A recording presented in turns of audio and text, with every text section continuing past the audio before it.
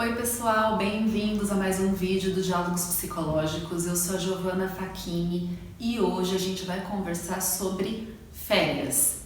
Vamos falar sobre férias do paciente e sobre férias do terapeuta. E aí, vamos dialogar?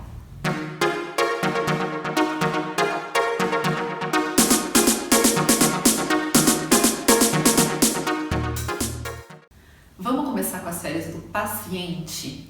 É muito comum, na maior parte das vezes, o paciente ele não sinaliza pra gente com antecedência o momento de férias, né? Que ele gostaria de retirar um período, que ele precise aí tirar um período de descanso ou interromper por um tempo aí o processo terapêutico por qualquer motivo de viagem, enfim, né? Então, não vai acontecer do paciente chegar para a primeira consulta e falar para o terapeuta, olha, daqui tanto tempo eu vou tirar 15 dias de férias. Então isso não é uma realidade com a qual a gente costuma lidar.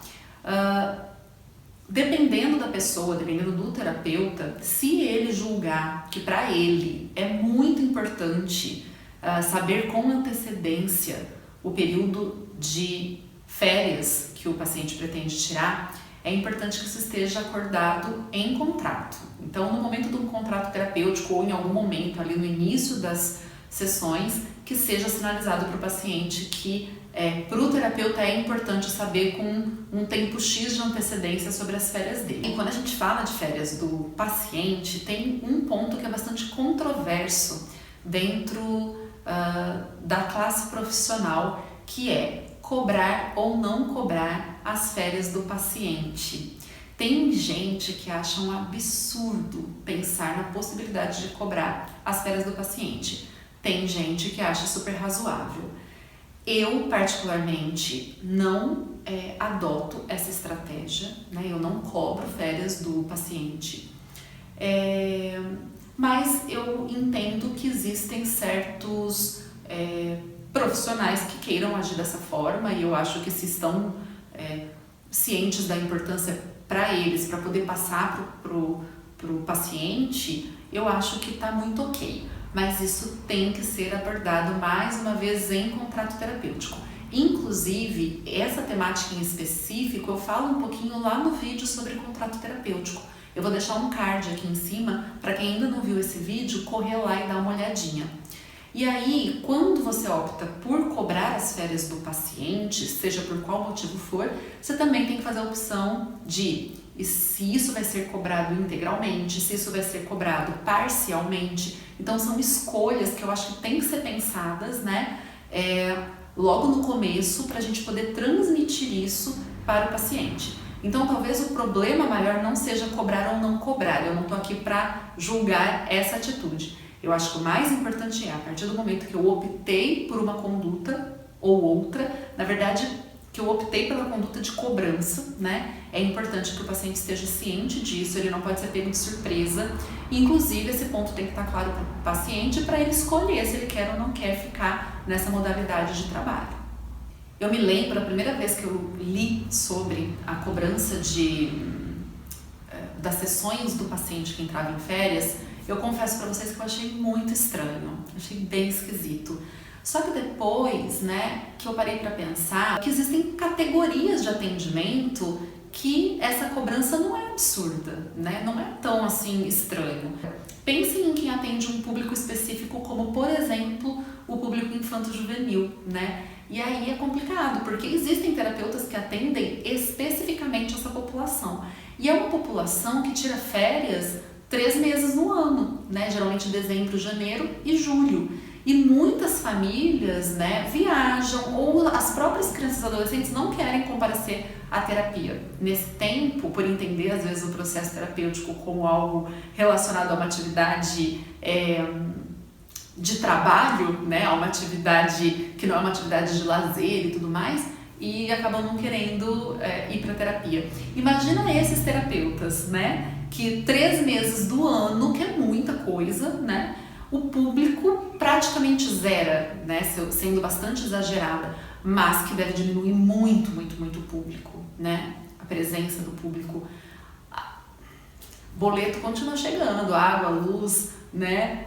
Aluguel, condomínio. Então, eu acho razoável, sim, esses profissionais pensarem em algum tipo de cobrança para continuarem ali, digamos assim, com aquela vaga garantida, se é que eu posso falar assim, até um pouco deselegante falar dessa forma, mas é um pouco isso, né, que acaba acontecendo. Então é algo para se pensar. De repente, quem está com um público mais heterogêneo, isso não seja tão impactante, mas para pessoas com públicos muito específicos, é de se pensar sim na possibilidade de cobrança integral ou parcial do período de férias dos seus pacientes. Um outro ponto muito importante quando a gente fala de férias terapêuticas diz respeito ao contato com o paciente, a possibilidade do contato com o paciente durante esse período de férias. E aí, seja durante as férias do paciente, seja durante as férias do terapeuta, que a gente vai falar daqui a pouco. Eu acho que esse ponto, ele depende da abordagem teórica e ele depende do estilo do processo terapêutico também, do tipo de relação estabelecida com aquele paciente em especial. Então, assim, eu deixo o meu contato disponível para o paciente, tanto no meu período de férias quanto no período de férias do paciente, mas eu sempre chamo a atenção para o cuidado que a gente tem que ter com essa liberdade aí dos meios tecnológicos, né? Principalmente de WhatsApp. Então, uma coisa é eu deixar disponível um contato para uma emergência, deixar esse contato disponível para algo muito pontual que queira ser, de repente, colocado pelo paciente, mas existem pacientes que abusam, né? Então, esse contato ele não pode ser frequente, esse contato não pode ter uma função terapêutica, no sentido de falando sobre coisas que estão acontecendo, buscando um aconselhamento, um posicionamento do terapeuta. Porque se existe necessidade de voltar ao processo terapêutico, então que volte ao processo terapêutico. O que não pode é o paciente ficar fazendo uso de WhatsApp para conduzir processo em períodos de ausência, seja dele próprio, seja do terapeuta. Outro ponto, quando a gente fala de férias, diz respeito às atividades que o terapeuta pode deixar disponíveis para o paciente no período de férias. Então, isso também é algo que vai depender da abordagem teórica do terapeuta, do estilo do processo terapêutico e, claro, que não é direcionado para qualquer tipo de paciente, para qualquer demanda. São demandas muito pontuais, muito específicas que às vezes precisam dessa espécie de suporte, né, no momento de férias. Por exemplo, um paciente que tenha crises agudas de ansiedade, a gente pode pensar em algo mais pragmático, meio receitinha de bolo mesmo, né, do que fazer em situações em que isso se exacerbe, que não é um trabalho psicoterapêutico, né, é algo mais pontual que pode ser disponibilizado. Pacientes que sejam mais ansiosos e podem fazer alguma coisa no sentido de anotação de acontecimentos, de sentimentos, também pode ser uma estratégia. No caso de crianças, né, que às vezes sentem um pouquinho mais essa quebra de vínculo, a gente pode sugerir que se faça desenho do terapeuta, escreva cartinha, enfim, coisas que mantenham esse vínculo, né, de uma maneira saudável, de uma maneira não abusiva. Não faz sentido a gente ficar enchendo o paciente de tarefa terapêutica, isso não faz nenhum sentido. Então percebam que são casos muito específicos, em que isso seja muito útil para o paciente, para o processo terapêutico como um todo, né? Mas também deve ser usado com parcimônia e, repito, sei, né, que aqui o público é de abordagens teóricas diversas, né? Sei que isso vai variar muito de acordo com a abordagem teórica, mas é importante salientar que essa presença do terapeuta durante o período de férias é algo possível também de ser utilizado. E agora vamos falar das férias do terapeuta. Quando a gente fala em férias do terapeuta, lembra que eu falei que quando a gente falava de férias do paciente, a gente pode até pedir para o paciente avisar com antecedência, mas não é isso que costuma acontecer também, né? Na maior parte das vezes a gente não solicita isso para o paciente, mas no caso das férias do terapeuta, isso precisa acontecer. Eu não posso estar aqui numa sessão hoje e falar, olha, então, deixa eu te falar, a partir da semana que vem eu vou ficar um mês fora. Não. Então a gente tem que sinalizar com antecedência. A gente não pode se esquecer que tem pacientes que são mais ansiosos, tem pacientes que são mais inseguros, tem pacientes persecutórios. Então assim, e fora essa questão, por respeito mesmo, né, ao processo a vinculação, é importante que a gente fale com antecedência para o paciente sobre as nossas férias. A não ser que aconteça algum imprevisto, seja uma coisa muito atropelada que tenha acontecido na sua vida, mas aí você vai explicar isso para o paciente. Então, via de regra, a gente avisa com antecedência. Gi, que antecedência? Gente, não sei. A antecedência que vocês julgarem necessária. Eu costumo avisar com 1 mês mais ou menos de antecedência, às vezes até mais.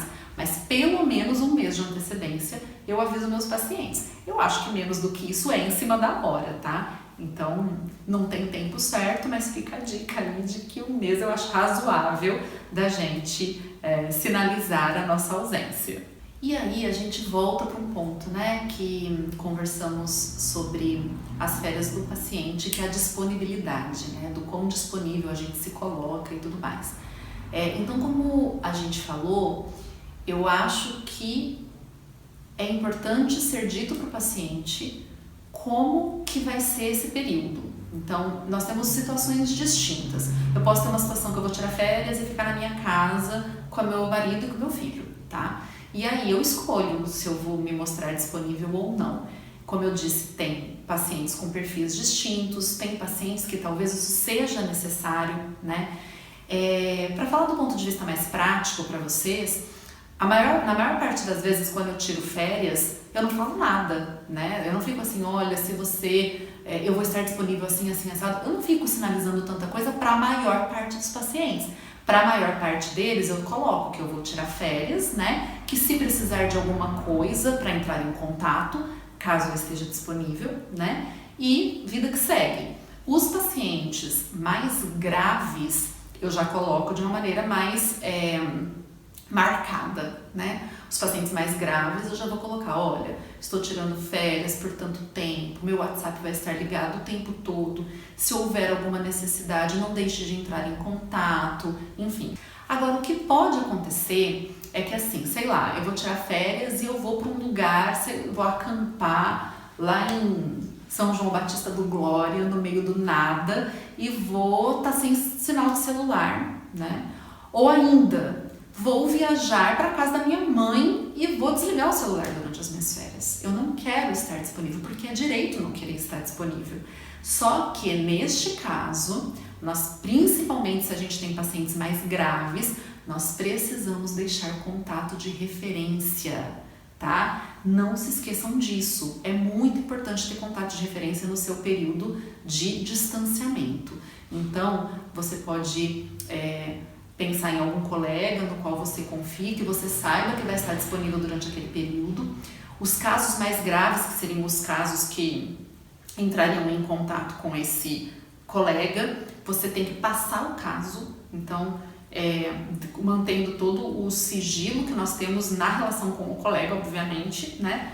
Passar o caso para o colega, deixar o colega ciente, né? E aí sim, né, pode sair de férias em paz. Então, se você vai estar incomunicável durante o seu período de férias, é importante que os pacientes, especialmente os mais graves, mas na minha opinião todos, porque a gente não sabe quem vai ficar grave, acontece isso, né, de dar umas viradas aí nos casos, mas enfim, se você vai estar incomunicável por condição, né, de localidade e tudo mais, ou por escolha, é importante deixar o colega de referência para os pacientes terem essa possibilidade diante de alguma emergência, enfim, tá bom? Agora, abrindo um parênteses, né? Gente, férias é férias. Teve uma seguidora lá do Insta que me fez uma pergunta assim. Eu achei tão curiosa a pergunta, né? Porque ela falou, Gi, terapeuta deve tirar férias? Nunca ninguém tinha me perguntado dessa forma. Eu sempre achei tão óbvio que sim, tão óbvio, que a pergunta um pouco me assustou. Eu falei, como assim? Se ele pode, ele deve, né? O nosso trabalho, ele é um trabalho como outro qualquer. Ele é um trabalho com uma carga emocional, inclusive, bastante pesada. A gente precisa de férias. A gente tem direito de tirar férias e nós precisamos de férias. Então, principalmente hoje nessa pegada tecnológica que a gente vive, que a gente está disponível o tempo todo, precisamos não estar. Precisamos escolher não estar disponíveis o tempo todo. Então, retirando isso que a gente acabou de falar dos pacientes mais graves, da gente ter toda a responsabilidade com esses pacientes e tudo mais, a gente precisa entender que férias são férias, é momento de desligamento, né? É momento de me conectar com outras coisas, de reabastecer as minhas energias, né? Até para eu poder voltar para o meu trabalho mais inteira, mais responsável até afetivamente com tudo que eu tenho que lidar. Então, sabe, gente, desliga o celular, deixa o celular no silencioso longe de você, né? Cuidem disso, né? Cuidem. Hoje em dia tá muito difícil isso, né? Tá muito difícil da gente conseguir desconectar. E é importante a gente desconectar para poder reconectar depois. Então, não desvalorizem, né, o momento de desligamento necessário, né, em relação aos pacientes. Nosso trabalho é um trabalho como outro, qualquer. Férias é direito e nós temos que acessar esse direito. Quanto que eu vou tirar de férias? Vai de vocês, né? Pelo menos para quem trabalha com clínica, essa é uma vantagem, né? Então, tem quem tira um mês seguido, tem quem tira 15 dias, depois tira 15 dias, tem quem tira 4 semanas no ano, tem quem eventualmente tira uma semaninha, né? Que aí não seria exatamente um período de férias, né? Mas que, enfim, uma semana que eu queira, não tô com a cabeça boa, quero correr atrás de outra coisa. Eu acho que essas coisas são conduzidas de uma maneira delicada, responsável, não tem por que não fazer dessa forma. Outra pergunta que apareceu lá no Instagram, que eu não ia pôr nessa pauta, porque não me passou pela cabeça, mas então, já que veio a dúvida, eu imagino que possa ser uma dúvida de outras pessoas, diz respeito ao terapeuta cobrar pelas suas férias pessoais. Então eu vou tirar 15 dias de férias e vou continuar cobrando essas sessões dos meus pacientes. Gente, de novo, não tem nada que diga que não possa ser feito, né? Eu não costumo ver dessa forma, não faço dessa forma, mas eu acho que cai de novo nessa questão do se você achar por bem fazer assim, tem os seus motivos pessoais para fazer assim, acha correto, acha que seus argumentos se sustentam, exponha para o paciente, né? É preciso sempre, como a gente viu no vídeo de contrato terapêutico, que o contrato terapêutico ele tem a ver com esse comum acordo, né? Então, às vezes a gente coloca alguma coisa que precisa ser negociada, mas é importante o tipo de relação de trabalho que a gente tem com o paciente, o tipo de vinculação que a gente tem, né? Ela precisa estar pautada aí em coisas muito sólidas em termos de entendimento, de comum acordo, né? Em termos de bem-estar para ambas, tanto para o terapeuta quanto para o paciente. E para finalizar, né, eu quero reiterar a questão do direito às férias, né, do terapeuta, mas trazendo um cenário que eu tô muito acostumada a ver, e não é de recém-formado não, viu gente? Eu tô acostumada a escutar isso de pessoas já com uma caminhada boa dentro da psicologia, que é o medo de tirar muitas férias, né? O medo de tirar férias por um tempo um pouco mais prolongado, mesmo que se esteja precisando, se identificando a necessidade, né, de se retirar férias, por medo de perder o paciente, por medo de que o paciente descubra que pode viver sem o terapeuta, ou coisas nesse sentido. Embora eu até possa entender e acolher essa angústia, isso é tão impensável, né? Por tantos motivos que eu não saberia nem enumerar, né? Muitos a gente já falou aqui, então tem a questão do direito, né? Tem a questão da condução adequada, tem o ponto da manutenção da saúde mental do terapeuta. A gente tem um vídeo aqui, também vou deixar outro card para vocês, para vocês darem uma olhadinha no vídeo sobre saúde mental do terapeuta.